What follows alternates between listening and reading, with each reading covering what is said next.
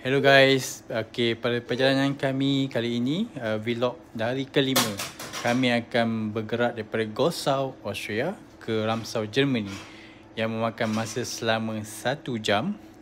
Yang mana kalau korang tengok dalam video ni,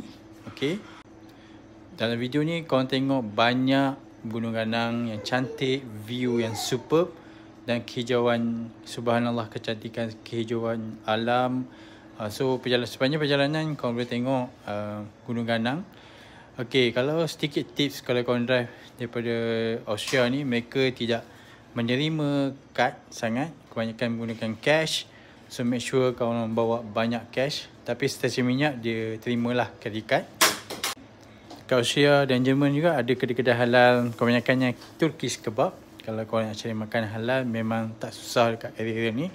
Just Google je kedai halal food near me. So within even dekat Ramsau ataupun Gossau dekat area Hallstatt memang ada kedai makanan halal. Okay guys, so enjoy the view.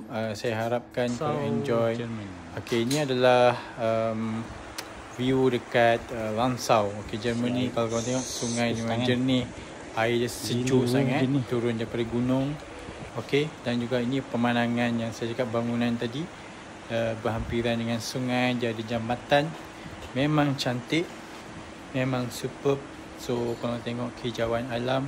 So saya recommend kalau korang datang sini, bergambar kat atas jambatan ni, and then berbatar belakangkan bangunan tadi dan juga sungai dan juga gunung. So kalau ambil gambar daripada sini. Itu saja.